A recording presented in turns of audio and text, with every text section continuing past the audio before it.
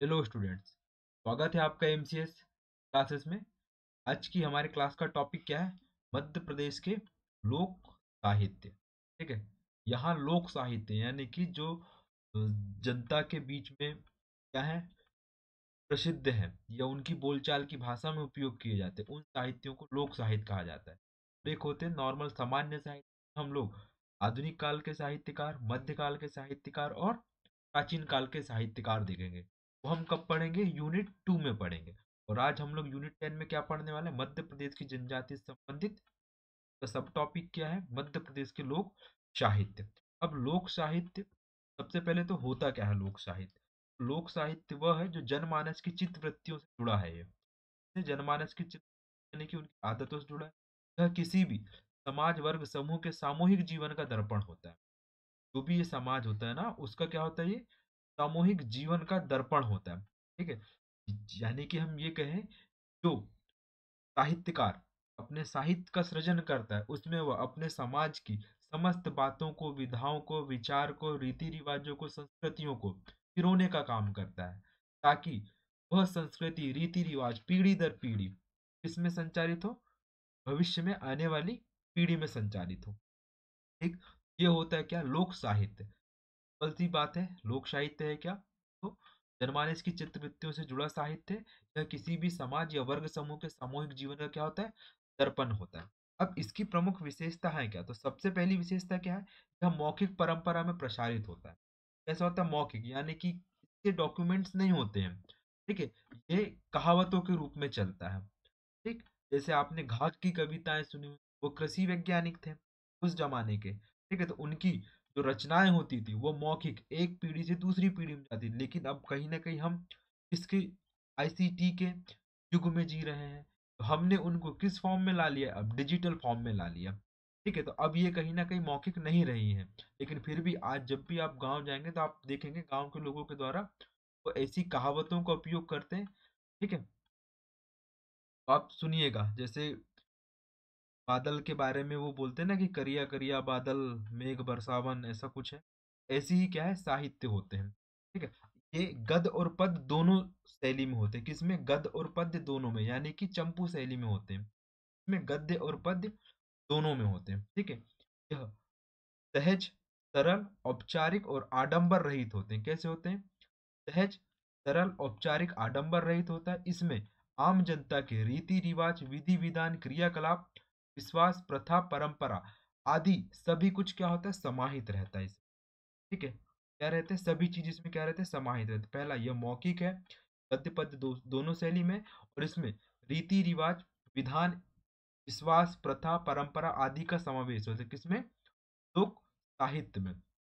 और चौथा, इसकी विशेषता क्या होती है? लोक साहित्य लोक संस्कृति का सर्वाधिक महत्वपूर्ण अंग माना जाता है। किसका? लोक संस्कृति का। लोक साहित्य के अध्ययन से इतिहास, भूगोल, पुरातत्व, मनोविज्ञान, समाजशास्त्र, राजनीति शास्त्र, अर्थशास्त्र, मानव शास्त्र और धर्म शास्त्र आदि अनेक समाज विज्ञानों का क्या किया जाता है? अध्ययन किया जाता है इसके अंतर्गत। ठीक है। यह इन सब चीजों का क्या रहता है? समावेश रहता है। ठीक है। अब देख लेते हैं अब लोक साहित्य में क्या क्या आते हैं। मैं आपको एक बता दूं, लोक साहित्य में क्या क्या आते हैं, यहीं पे बता दे रहा हूं मैं आपको। देखिए, लोक साहित्य में क्या क्या आएगा। तो लोक साहित्य में आएंगे लोकगीत। ठीक है। ये भी साहित्य के रूप में होते हैं। क्या? लोक गीत, लोक कथा। ठीक है। क्या देखेंगे? लोक कथा। लोक कथा के बाद लोक नाट्य। ठीक है। लोक नाट्य। लोक नाट्य के पश्चात लोक गाथाएं। ठीक है। लोक गाथाएं, और लोक गाथाएं के बाद क्या है? पहेलियां और किंवदंतियां। ये सब किसका अंग है? ये लोक साहित्य का अंग है। का? लोक साहित्य का। तो इससे पूर्व के लेक्चर में हमने लोक संगीत देख चुके हैं। जब हमने प्रत्येक जनजाति पढ़ी थी, प्रत्येक जनजाति में कौन कौन से गीत गाए जाते हैं, उन सभी गीतों का विस्तृत से हमने अध्ययन किया है। जैसे रेलो गीत गोंड जनजाति का है। ठीक है। कर्मा गीत बैगा गोंड दोनों जनजाति का है। इस प्रकार के जो गीत है उन्हीं को ही लोक साहित्य कहा जाता है। इसकी अलग से क्लास हम नहीं लेंगे। लोक कथाएं, इसको हम लोग देख लेंगे आज ही। ठीक है। लोक नाट्य जैसे कलमा, कर्मा, सैला, परधोनी, बिरहा इत्यादि जो नृत्य हैं, इन्हें क्या कहा जाता है? लोक नाट्य का, सॉरी, लोक नृत्य में आ जाएंगे। ठीक है। और लोक नाट्य में क्या क्या आ जाएंगे? तो लोक नाट्य में जैसे लोकनाट्य में क्या क्या जाएंगे, तो ये भी हम लोग देख लो, जैसे माच, ठीक है, राम दंगल, ये सब किस में आते हैं, लोक नाट्य में आते हैं, ठीक है, लकड़ बग्गा, ठीक, इन सब चीज को हम लोग ने कब कौन सी यूनिट में देखेंगे, यूनिट 2 में देखेंगे लोक नाट्य को, ठीक है, लोक गाथाएं, जैसे हरदौल की मनोती इत्यादि क्या है, लोक गाथाएं हैं, ठीक है, इसी लेक्चर में हम लोग देखने वाले हैं। उससे पहले हम लोग देख लेते हैं क्या हमारे लोक साहित्यकार कौन कौन से हैं, और उनके द्वारा कौन कौन से साहित्य सृजन किए गए या कौन कौन से साहित्य लिखे गए, उनको हम लोग देखेंगे। चलिए सबसे पहले देख लेते हैं हम लोग जगनीक, बहुत ही प्रसिद्ध लोक साहित्यकार हैं, ठीक है, किस भाषा में लिखा है इन्होंने, बुंदेली भाषा में अपने साहित्य का सृजन किया है, ठीक है, किस किस भाषा में, बुंदेली भाषा में। और बुंदेली भाषा की भी बहुत सारी भाषाएं हैं, भाषाएं, जैसे पवारी, ठीक है, इत्यादि टाइप की इसकी क्या है, भाषाएं हैं, ठीक। और साथ ही और इनकी और अन्य कौन कौन सी उपभाषाएं, बनाफरी, ठीक है, कौन सी बनाफरी भी उपभाषा है किसकी, बुंदेली की। तो इस भाषा में इन्होंने अपने साहित्य का सृजन किया है। अब सबसे पहले जगदीक जो थे किस राजा के दरबार में थे, तो जो चंदेल राजा थे, कौन से, चंदेल राजा, चंदेल राजा क्या, परमाल, राजा परमाल या फिर परमादि देव के क्या थे ये, दरबारी कवि थे, ठीक है। अब इनके द्वारा किस किस की रचना की गई है, सबसे पहले इन्होंने आला उदल के ऊपर, ठीक है, आला खंड लिखी है, किसके ऊपर, आला खंड लिखी, किसके ऊपर, आला उदल के ऊपर। ये कौन थे, परमार्दी देव के प्रमुख सेनानी थे। जैसे आपने सुना होगा सिरसा का युद्ध किस किस के बीच हुआ था, सिरसा का युद्ध पृथ्वीराज चौहान और परमार्दी देव के बीच में।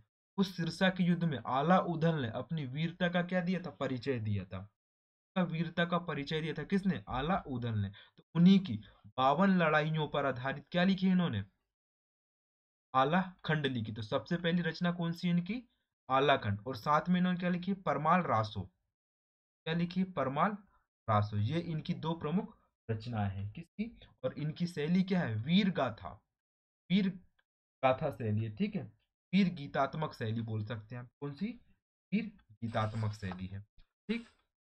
चलिए साथ ही, ठीक है, तो ये हो गया क्या, जगनीक, ठीक है। और जगनीक के समकक्षी एक और साहित्यकार आपने पढ़ा होगा भारत की हिस्ट्री में या भारत के इतिहास में, चंद बरदाई, ठीक है, कौन सी, चंद बरदाई एक कवि थे, ठीक है। इन्होंने कौन सी रचना की थी, पृथ्वीराज रासो, इसकी, पृथ्वीराज रासो की रचना की है, ठीक है। तो पूछ सकते हैं ये कि जो आलाखंड है, आलाखंड किस भाषा में लिखा है ये, बुंदेली भाषा में। और बुंदेली भाषा की भी उपबोली क्या है, बनावरी, बनाफरी, क्या है, बनाफरी।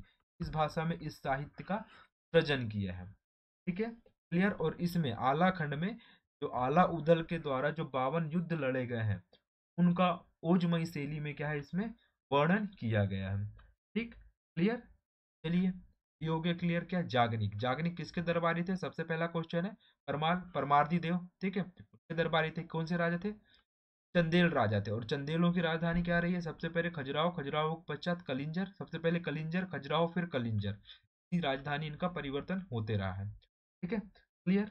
चलिए नेक्स्ट देख लेते हैं, हमारे नेक्स्ट साहित्यकार कौन से, किशोरी, बहुत ही आईएमपी साहित्यकार है ये भी, कौन, किशोरी। अब ये कहाँ के, ये भी बुंदेलखंड के हैं, कहाँ के हैं, बुंदेलखंड के। इन्हें बुंदेलखंड का जयदेव कहा जाता है, क्या कहा जाता है, बुंदेलखंड का जयदेव। अब सबसे पहले आपके दिमाग में आएगा कि जयदेव कौन है, ठीक है, बहुत ही अच्छा क्वेश्चन है, जयदेव कौन है। इन्होंने किसकी रचना की थी, गीत गोविंद की रचना की थी, गीत गोविंद की रचना की थी। और ये बंगाल, ठीक है, बंगाल में जो पाल शासक थे उनके दरबारी कवि थे, कौन, जयदेव, ठीक है। जहां तक मुझे याद आ रहा है किसके, पाल शासक जो थे उनके दरबारी कवि थे, और इन्होंने किसकी रचना की, गीत गोविंद की। अब गीत गोविंद दुनिया की पहली ऐसी किताब है जो सुर ताल पे, जिसमें किसका वर्णन मिलता है, सुर ताल, किस प्रकार सुर और ताल को बनाया जाता है, किस प्रकार सुरों को ताल के साथ समायोजित किया जाता है, इसका वर्णन किसमें मिलता है, जयदेव रथ गीत गोविंद में देखने को मिलता है, ठीक है, क्लियर। तो इन्हें क्या कहा जाता है, बुंदेलखंड के जयदेव कहा जाता है। अब देखो इसुरी ने भी ऐसी ही कुछ रचनाएं लिखी होंगी, ठीक है, जैसे कि इसरू की फाग, ठीक है, क्या, इसरू की फाग। सबसे पहले देख लेते हैं कि इनकी प्रमुख रचनाएं कौन कौन सी है। सबसे पहले इसुरी सतसई, क्या है, इसुरी सतसई, इसमें क्या है, ठीक है, इनका संकलन अलग अलग व्यक्तियों के द्वारा किया गया है। क्या है, इसरू की सतसई, इसके पश्चात क्या, इसुरी प्रकाश, इसुरी प्रकाश। और तीसरी रचना है इनकी इसरू की फागे। ठीक है, जो आप होली के समय जो फाग सुनते हैं ना, मुख्यतः इसरू की फाग पर आधारित होती है। और चौथी रचना इनकी प्रेमिका रजऊ, प्रेमिका रजऊ इनकी रचना है। ठीक है, क्लियर। चलिए, ये हो गई क्या इनकी प्रमुख रचना। अब देख लेते हैं कि ईसुरी का जन्म कहाँ पर हुआ था। तो इनके पूर्वज ओरछा निमाड़ी से संबंधित हैं। ठीक है, कहाँ, ओरछा निमाड़ी से संबंधित है, लेकिन ये बाद में कहाँ के बस गए थे, झांसी में आके बस गए थे। ये आपको याद रखना है। ठीक है, क्लियर। चलिए, हाँ, तो ये हो गई क्या ईसरू। आगे बहुत ही आईएमपी आपकी परीक्षा की दृष्टि से। ठीक, और इसिरू को क्या कहा जाता है, बुंदेली का महाकवि भी कहा जाता है। क्या कहा जाता है, बुंदेलखंड का जयदेव और बुंदेली का महाकवि कहा जाता है। किसे, इसिरी को। ठीक है, चलिए नेक्स्ट देख लेते हैं। हमारे नेक्स्ट साहित्यकार कौन है, संत सिंघा जी। संत सिंघा जी देख लीजिए, जैसे कि फोटो लगी हुई है इनका, मंदिर भी है कहाँ पे, खंडवा में। ठीक है, अब ये कहाँ से आते हैं, ये खंडवा जिले से आते हैं। कहाँ से, खंडवा जिले के प्रमुख निवासी रहे हैं। और आचार्य रामचंद्र जो शुक्ल थे, इन्होंने घाघ को, ठीक है, सॉरी, संत सिंह जी कहाँ, निमाड़ क्षेत्र से आते हैं, खंडवा क्षेत्र से आते हैं। ठीक है, निमाड़ अंचल में इन्हें लोक कवि या लोक संत कहा जाता है। क्या कहा जाता है, लोक कवि या लोक संत कहा जाता है। लोक कवि या लोक संत कहा जाता है किसमें, निमाड़ क्षेत्र में। ठीक है, पश्चिमी निमाड़ के इसके खजूरी ग्राम में इनका जन्म हुआ था। कहाँ पे, खजूरी ग्राम में का जन्म हुआ था। किसका, संत सिंगा जी का। पिपलिया ग्राम इनकी कर्म स्थली रही है, ये आपको याद रखना है। इनके गुरुजी का नाम क्या था, बहुत ही आईएमपी है। सिंगा जी के गुरुजी का नाम क्या था, मनर गिर। ठीक है, मनर गिर ये नाम था। और जो किसके समकालीन थे, कबीर दास के समकालीन थे। क्या, मनर गिर। ठीक है, ये आपको याद रखना है, कभी भी एग्जाम में आ सकता है, क्योंकि उन्होंने लोक साहित्य चाहिए तो कौन कौन से लोक साहित्य, और उन्हीं के द्वारा कौन कौन से, इन लोक साहित्यकारों के द्वारा कौन कौन सी रचना की गई है, इनका भी आपको याद रखना है। ठीक है, अब देख लेते हैं हम लोग कि प्रमुख रचनाएं कौन कौन सी है। तो देखो, इनके द्वारा जो भी रचनाएं की गई है उनका डायरेक्ट या प्रत्यक्ष साक्ष्य तो नहीं मिलता है, लेकिन एक खेमदास है, खेमदास ने इनकी रचनाओं को संकलित किया। किसने, खेमदास ने। ठीक है, तो आपको नहीं ये नाम याद रखना है, कौन, खेमदास। ठीक है, एक सबसे पहली इनकी प्रामाणिक ग्रंथ का नाम मिलता है परचरी। क्या है, पर परचरी। ठीक है, बहुत ही आईएमपी क्या है, परचरी। ठीक है, अब परचरी में क्या है, इन्होंने हिमालय अंचल में जो भी कथा, जैसे संत सिंगा जी गायन होता है ना, उसमें सिंगा जी की जो भी रचना है उन्हीं पर आधारित होता है। कौन सा, संत सिंगा जी गायन। ठीक है, इसके पश्चात, ठीक है, बारह मासी। ठीक है, इनकी कौन कौन सी रचना है, बारह मासी। ठीक है, आत्म ध्यान। ठीक है, सिंगा जी की नाराज जैसे लघु पांडुलिपि भी खोजी गई है। ठीक है, कौन कौन सी, अठवार सिंगा जी का 15 दिन, बाबा सिंगा जी की बनवाली। ये इनकी क्या है, प्रमुख रचना है, जो अलग अलग व्यक्तियों की गई है। आईएमपी नहीं है बस, हाँ, कि एक किताब है इसमें 800 रचनाएं संकलित है, उसका नाम क्या है, अनहन, अनहन का नाद। अनहन का नाद बहुत ही आईएमपी है, ये पूछ सकता है इसमें कितनी रचनाओं को संकलित किया गया है। तो 800 रचनाओं को संकलित किया गया। क्या, अनहन, अनहन की नाद। ठीक है, ये होगा क्या, हमारे संत सिंगा जी। ठीक है, चलिए नेक्स्ट देख लेते हम लोग, लोक कवि गाग, घाघ। लोक कवि घाघ की डाक टिकट जारी की गई थी 2009 में। ठीक है, ये आईएमपी नहीं है, बस आपको ये याद रखना है। हाँ, इन्हें, अब ये कहाँ से संबंधित है, ये सबसे पहले तो ये किसके समकालीन थे, ये अकबर के समकालीन थे। किसके, अकबर के समकालीन थे। ठीक है, तो ये आपको याद रखना है। अब जो घाघ घाघ की रचनाएं हैं, कौन कौन सी, घाघ और भड्डारी, घाघ और भड्डारी। ठीक है, भड्डारी। ठीक, ये आपको याद रखना है। ठीक है, अब और इन्हें कृषि वैज्ञानिक भी कहा जाता है। क्या कहा जाता है, कृषि वैज्ञानिक, क्योंकि इनकी अधिकांश रचनाएं किस पे आधारित है, मौसम पे आधारित है। ठीक है, और इनकी प्रमुख कहावतें हैं, जैसे कि आग के संबंध में घाघ ने भविष्यवाणी की थी, करिया बादर। क्या है, करिया बादर, जैसे कि मैंने आपको स्टार्टिंग बताया था, करिया बादर ही डराव, ही डरवाए, करिया बादल जी डरवाए भूरा बादर, भूरा बादर पानी लावे। यानी कि काले जो बादल होते हैं वो गरजते हैं, लेकिन जो भूरे बादल होते हैं वो क्या है, वर्षा करवाते हैं। ये इनकी कहावतें हैं। ठीक है। और इन्होंने दूसरी इनकी कहावतें क्या है, खान पान आरू केरा, खान पान आरू केरा तीनों पारी चेरा। तीनों पारी चेरा मतलब सिंचाई के संबंध में इन्होंने क्या है, धान पान आरू केरा, इन तीनों इन फसलों को किसकी आवश्यकता होती, पानी की आवश्यकता होती। ठीक है। सिंचाई के संबंध में इन्होंने कहा है। ठीक है। और सप्ताह के दिन के हिसाब से इन्होंने वर्षा का अनुमान लगाया है कि वर्षा कब कब होती, शुक्रवार की बदरी। ठीक है। शुक्रवार की बदरी रहे शनिचर छाए।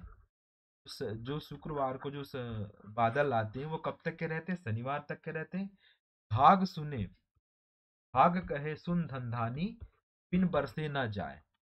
ठीक है। घाघ कहे सुन धान धानी, बिन बरसे ना जाए। तो ये इनकी कहावत है कि शुक्रवार के दिन जो बादल आते हैं वो शनिचर तक के रहते हैं, शनिवार तक के रहते हैं। और भाग ऐसा बोलते हैं कि ये बिना बरस के, ठीक है, बिना बरसात किए ये बादल छटते नहीं है। ऐसा किसने कहा है, घाघ ने कहा है। ये आपको याद रखना है। ठीक है। क्लियर। ठीक। और इनकी रचनाओं को मौखिक रूप से आगे बढ़ाने का काम किसके द्वारा किया गया, पंडित राम नरेश त्रिपाठी जी के द्वारा राम नरेश त्रिपाठी जी के द्वारा। ठीक है। ये हो गया। और किसके समकालीन थे ये, तो अकबर के समकालीन थे। ये आपको याद रखना है। और इन्हें कृषि पंडित की भी उपाधि दी गई है। कौन सा पंडित, कृषि पंडित की भी उपाधि दी गई है इन्हें। ठीक है। क्लियर। चलो ये हो गया क्या, हमारे लोक साहित्य। ठीक है। अब हम देख लेते हैं जो हमने पढ़े थे लोक गाथा। ठीक है। कौन सी, लोक गाथाएं। अब देखो प्रत्येक क्षेत्र में लोक गाथाएं प्रचलित हैं। ठीक है। प्रत्येक क्षेत्र में, यानी कि कौन कौन से क्षेत्र है हमारे, निमाड़, मालवा, बुंदेलखंड और बघेलखंड, ये चार क्षेत्रों में अलग अलग का लोक गाथाएं प्रचलित है। सबसे पहले बात करें हम लोग हरिश्चंद्र की गाथा, कहाँ पर प्रचलित है ये, निमाड़ में। कौन सी, हरिश्चंद्र की गाथा। राजा हरिश्चंद्र की कहानी सुने हो ना आपने, समस्त अपने पास जितनी संपत्ति रहती समस्त संपत्ति क्या कर देते हैं, वो दान कर देते हैं, इसलिए उन्हें राजा हरिश्चंद्र कहा जाता है। आपने सुना होगा ना, जो दोस्त आपके बीच में होता है जो सबसे ज्यादा पैसे खर्च करता है उसे क्या बोलते हैं, तू राजा हरिश्चंद्र का बेटा है। ऐसा कहावत है। ये वही है राजा हरिश्चंद्र। लक्ष्मण शक्ति की गाथा, ये कहाँ पर प्रचलित है, ये निमाड़ क्षेत्र में प्रचलित है। कौन सी, लक्ष्मण शक्ति की गाथा। सुभद्रा विवाह। ठीक है। सुभद्रा विवाह, सुभद्रा कौन थी आपको याद होगा, कृष्ण जी की सिस्टर थी ये। कौन, सुभद्रा विवाह की गाथा। ठीक है। श्रवण कुमार की गाथा आपने सुना होगा, श्रवण कुमार की कहानी सुनी आपने। सरमन गायन होता है, कहाँ पर होता है, बघेलखंड में होता है। ठीक। क्लियर। चलिए मालवा में देख लेते कौन कौन सी कथाएं प्रचलित है। ढोला। ठीक है। ढोला मरवाड़ की कथा, ढोला मारवाड़ की कथा। ठीक। के पश्चात तेजा घोलिया का कथा, तेजा घोलिया की कथा। फिर ग्यारस माता की कथा। ठीक है। राजा विक्रमादित्य की गाथा।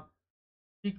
गोपी चंद्र की गाथा, भर्तरी की गाथा। ये प्रमुख गाथाएं कहाँ पर है, मालवा से संबंधित। कौन सा, ढोला मारवाड़ की गाथा, तेजा धोलिया की गाथा, नागाजी दुलजी गाथा। ठीक। ग्यारस माता की गाथा, राजा विक्रमादित्य की गाथा, ये प्रमुख गाथाएं प्रचलित है। और बुंदेलखंड की कौन कौन सी गाथाएं प्रचलित है। ठीक है। तो सबसे पहले हरदौल की गाथा सुना होगा आपने, हरदौल की मनोती ना, बहुत ही आईएमपी है। ठीक है। कौन, ये मधुकर शाह के पुत्र थे। ठीक है। तो आपको याद रखना है। ठीक है। हरदौल की गाथा। अमान सिंह की कथा, अमान सिंह की गाथा, की अमान सिंह की गाथा। ढोला मारू की गाथा, ढोला मारू की गाथा। और यहाँ पे क्या था, ढोला मारवाड़ की गाथा कहाँ पर है, मालवा में। ठीक। प्रवीण राय की गाथा, राजा इंद्रजीत की प्रतिका थी। ठीक है।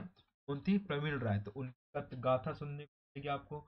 मर्दन सिंह की गाथा, किस, कौन से, मर्दन सिंह की गाथा, क्यों फेमस है, इन्होंने बुंदेला विद्रोह में क्या किया था, नेतृत्व किया था। ये आपको याद रखना है। ठीक है। कौन कौन सी, हरदौल की गाथा, अमान सिंह की गाथा, ढोला मारू की गाथा, प्रवीण राय की गाथा और मर्दन सिंह की गाथा।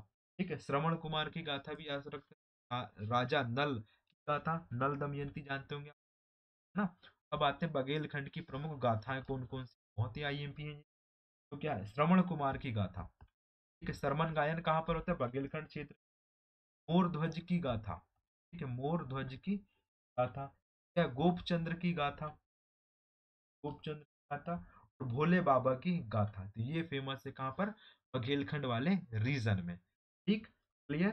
चलिए, ये हो गया क्या, हमारे प्रमुख लोक गाथा है। बस एक एक बार इनको पढ़ना है तो आपको ये क्या याद रह जाएंगे। ठीक है, अब हम लोग देख लेते हैं क्या। तो हम लोग ने देखे थे सबसे पहले क्या, लोक कथा। अब ये गाथा देख लिए। अब लोक कथाएं कौन कौन सी प्रचलित है, ये भी अपने क्षेत्र के हिसाब से प्रचलित हो।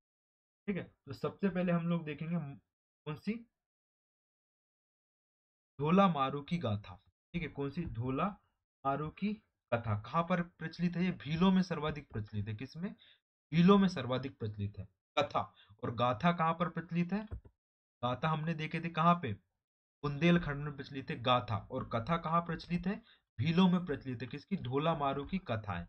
ठीक है, साथ ही लिंगों की कथा, बहुत ही आईएमपी है लिंगो। आपको मैंने जब गोंड जनजाति पढ़ाया था, उसमें मैंने बताया था कि जो गोंड जनजाति के जो पूर्वज माने जाते हैं, लिंगों को मानते हैं। तो ये किस में प्रचलित है, गोंड जनजाति में प्रचलित कथा कौन सी है, लिंगों की कथा। तो हम लोग देखेंगे घोटुल कथा। घोटुल कथा ये भी आईएमपी है। क्यों फेमस है और किस क्षेत्र में फेमस है घोटुल कथा, में भी क्या है, क्यों, ललित कलाओं से संबंधित है। और ये मौसम के अनुरूप होती हैं। ठीक है, और कहाँ पे, ये भी जनजातीय क्षेत्रों में प्रचलित है। कौन सी, घोटुल प्रथा। और ये घोटुल प्रथा से अलग मानी जाती हैं ये। ठीक है, तो ये आपको एक अंतर याद रखना है। ठीक है, तो ये हो गई क्या, हाँ, और एक लिख लीजिए आप, कासूमर, कासूमर की, कासूमर डामर की कथा। कासू कासूमर डामर की कथा, ये क्या है, भील जनजातियों में प्रचलित है। किसमें, भील जनजाति में प्रचलित। कौन सी, कासूमर डामर की कथा। ठीक है, ये आपको याद रखना है। और फिर महानदी की कथा। ठीक है, माही नदी की कथा, सॉरी, माही नदी की कथा, ये भी प्रचलित है। कहाँ पे प्रचलित है ये, उज्जैन के राजा। ठीक है, उज्जैन के राजा जब यहाँ स्नान करने जाते हैं तो इस, ये क्या है, प्रचलित है। ठीक है, इसकी कहानी बहुत लंबी, तो आपको केवल याद रखना है माही नदी की गाथा कहाँ पर, उज्जैन के आसपास वाले क्षेत्र में प्रचलित है ये कथा। ठीक, क्लियर। ये हो गई क्या, आज के हमारा लेक्चर समाप्त होता है। अब इसके पश्चात देख लीजिए, अब जब सिलेबस देखेंगे, अब हम लोग स्टार्ट करने वाले हैं क्या, मध्य प्रदेश की हिस्ट्री है, मध्य प्रदेश का इतिहास। बहुत ही आईएमपी है। और इसको पढ़ाने के लिए हमारे द्वारा कौन सा सोर्स किया जाएगा, हिंदी ग्रंथ एकेडमी की किताब है। आपने पढ़ा होगा मध्य प्रदेश का अतीत और आज। तो मध्य प्रदेश का अतीत और आज, इन से, इस किताब से हम क्या पढ़ाएंगे आपको, हिस्ट्री। और साथ ही ज्ञान संपदा में जो दिया गया है तो हम लोग कंटेंट के रूप में यूज करेंगे। साथ ही मध्य प्रदेश एक वेबसाइट है जनसंपर्क, जनसंपर्क से भी डेटा लिया जाएगा। ठीक है, क्लियर। इन ऑथेंटिक सोर्स से आपको मध्य प्रदेश की हिस्ट्री पढ़ाया जाएगा। और हाँ, आईएमपी चीजें पढ़ाई जाएंगी, आपको कहानी बिल्कुल भी नहीं पढ़ाया जाएगा इसमें। ठीक है, thank you for watching MCS classes. मिलते हैं हम लोग नेक्स्ट क्लास में। जय हिंद, जय भारत।